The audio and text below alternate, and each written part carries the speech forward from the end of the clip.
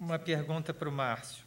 Quando da morte de Oscar, falou-se que ele não valorizava suas casas, assim como as obras públicas. Como Márcio, especialista em casa, e Paulo, que também fez muitas, veem a obra residencial do Niemeyer. Ela é tão relevante quanto as obras públicas? Eu acho que é importante na arquitetura. Para mim, tudo é arquitetura, tudo, absolutamente tudo, não importa a escala. E acho que uma casa não é demérito nenhum. Acho que todo mundo fez, todos nós fizemos aí, arquitetos. Paulo, uma pergunta para você. Quero voltar à questão do desumano nas obras de Niemeyer. Desumano? Desumano. Tirando o Ibirapuera, São os corredores. todas as obras dele, é da Ivete, né? O Avete, não estou lendo direito. Todas as obras dele são, para mim, boas no papel. Para quem anda a pé como eu, não é só a falta de árvores no memorial, mas, por exemplo, no Negev, como um cadeirante ou doentes com muletas se locomoveriam dos apartamentos para os bolsões de estacionamento. Deve ser um inferno. Agora, eu vou dizer uma coisa muito pessoal. Ninguém pode, principalmente eu, com a minha idade, como quem diz, olha que Deus te castigue. Portanto, eu não estou sendo engraçadinho nem nada disso. O assunto é sério. Mas não pode ser dominante da arquitetura, vira e mexe, num encontro como esse, você via apelar para muletas e cadeiras. É uma infelicidade que acontece. Qualquer um vai se providenciar. Não se mede a arquitetura por aí, não faz sentido nenhum. Depois, hoje, com elevador, você de elevador acessa tudo. Por exemplo, a questão das rampas. A rampa é uma maravilha em arquitetura e é feita para se gozar, pela experiência que temos, o que acontece em qualquer cidade, em qualquer rua. Você sobe rampa de 15% para realizar algo. As pessoas que não conseguem devem tomar um elevador. Não você impedir, porque se você fizer a cada não sei quantos metros, um patamar, etc., fica uma porcaria, você não realiza a rampa. Portanto, não é por aí que a coisa se resolve. São raciocínios reducionistas, tolos. Todo mundo sabe o que é o sofrimento e o que é o gozo da vida, do que nós estamos falando. No projeto do Negev, o Niemeyer... Não vamos escrever um samba para paraplégico, não vai dar certo.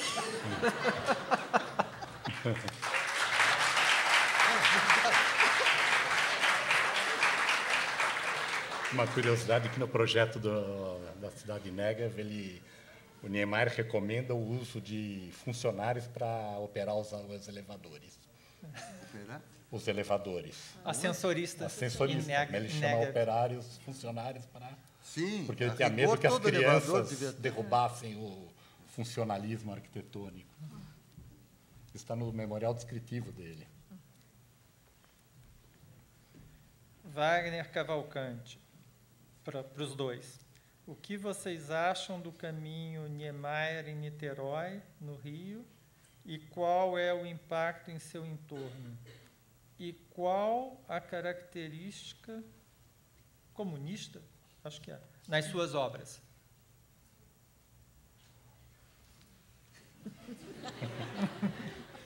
O que é uma característica comunista? Eu não sei responder essa pergunta. Eu também. Eu também não sei. É stalinista ou trotskista? Stalinista, né?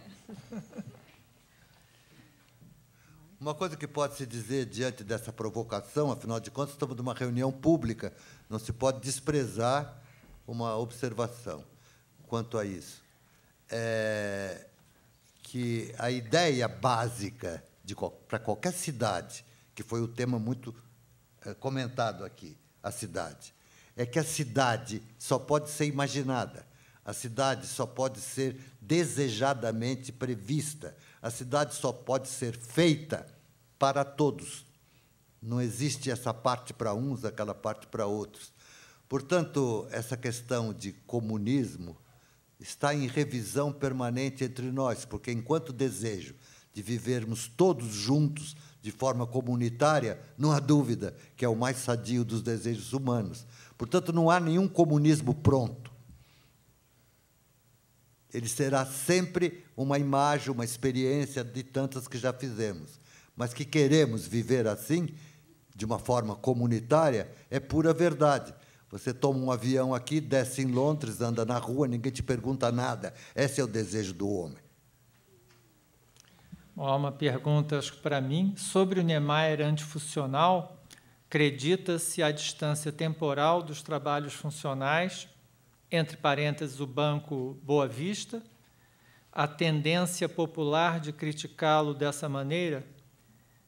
Olha, eu não sei se eu entendi bem a questão, mas o Banco Boa Vista, é ótimo que tenham se lembrado, foi o Roland, não é? Porque ele é um exemplo de como transformar algo inóspito, chato, desagradável, como uma agência bancária, num espaço completamente mágico, né? Numa parede curva que te traz, filtra uma luz translúcida. Não é? Então, eu acho que... Quer dizer, uma das coisas que me chama muita atenção, que o Oscar falava, era que uma das funções do arquiteto, da arquitetura dele, era provocar surpresa no usuário e provocar uma certa suspensão do cotidiano para que você voltasse, no fundo, à sua própria essência, de percepção e de tudo. E o Banco Boa Vista, eu acho um belo exemplo disso. Agora, é curioso que, na memória justificativa do Banco Boa Vista, no início da década de 50, ou até antes, não sei direito, mas ele ainda, na memória descritiva, ele justifica funcionalmente a forma, né? No sentido de que, como o Paulo falou em relação ao Copan, que era muito mais fácil uma estabilidade com aquele comprimento, né, se você ondula, e também de que nas reentrâncias da ondulação poderiam ser colocados bancos, né, e que não tocariam, as colunas também não tocariam. Então, é curioso, porque na agenda dele havia essa preocupação também. Bom, em sua opinião, Paulo, o que os estudantes de arquitetura devem fazer para ser um diferencial, como foi o Niemeyer, em relação ao fato de que o estudo de arquitetura está atrasado? Não, essa ideia de que o estudo está atrasado é mais ou menos em relação a tudo que falamos e as transformações inevitáveis da nossa vida e do mundo, e a arquitetura está um pouco atrasada nas escolas de um modo geral. É uma impressão que eu tenho. Não é uma crítica específica, eu não saberia dar aula de arquitetura nem o que fazer, não é bem assim. Não é que eu sei o que fazer, mas acho que devíamos expandir os horizontes do ensino da arquitetura, quanto à questão de ser arquitetura uma forma peculiar de conhecimento, não uma somatória de informações. O arquiteto tem que considerar os desejos humanos, portanto, questões de caráter filosóficos, políticos, linguísticos. O arquiteto tem que saber construir, etc., etc. Não pode saber profundamente nada disso tudo, a não ser de uma forma específica a consideração da condição humana e a construção do seu habitat na natureza. Isso é muito importante considerar. Por isso que eu falei ensino de arquitetura. Inclusive, a questão da posição da faculdade, das escolas de arquitetura no âmbito da universidade.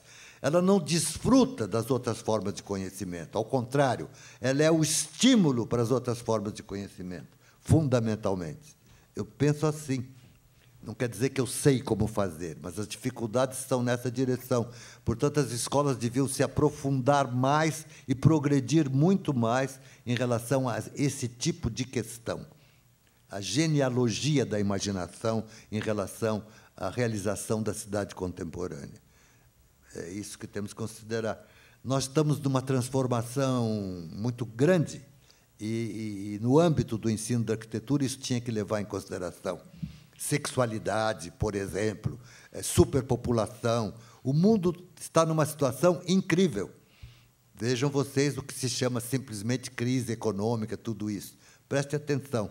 Eu acho que a arquitetura se isola como se fosse um aprendizado de caráter simplesmente prático para aplicação. É perigoso. Acaba se tornando um cursinho qualquer. Eu acho que é uma das... Eu imagino que possa ser, deveria reivindicar-se que fosse a escola, no sentido da palavra, mais importante no âmbito da universidade, de uma universidade. Ela é estimulante, convocativa, não que se aproveite do conhecimento. Bom, acho que o Paulo, de certo modo, respondeu também a uma pergunta da Larissa Rodrigues sobre a cidade contemporânea, a construção e tudo. O Fernando faz a seguinte pergunta para você também. Até que ponto temos espaço para o novo, respeitando o espaço antigo e respeitando o espaço e a preservação da natureza? Entendo que este espaço para o novo é cada vez mais limitado. Não temos mais tempo, é um assunto muito amplo, mas a questão da natureza é preciso compreender que estamos atrasadíssimos. Não tem nada a ver com o que está se fazendo, nem com a preservação do verde que está no vaso na esquina do vestíbulo de entrada das casas, nem mesmo da árvore. Não é por aí. São os rios, a navegação dos rios. São Paulo, vejam vocês o desastre, o Rio Tietê, o Rio Pinheiro, transformado em esgoto. Quer dizer, o erro é muito mais profundo, mas há recursos para recuperar tudo isso. Preservação da natureza não é o que está se dizendo aí, é muito mais sério no planeta. E envolve, inclusive, o que está patente. Nós temos um satélite Marte. O homem pode dizer serenamente que já estamos cogitando da expansão da vida humana no universo. A questão é muito mais ampla. A outra pergunta do Bruno Duran trata de como o Brasil deve manter, eu estou citando, sua pureza e tradição cultural arquitetônica, olhando para a sua história, sem sofrer com um progresso-regresso numa enorme influência internacional.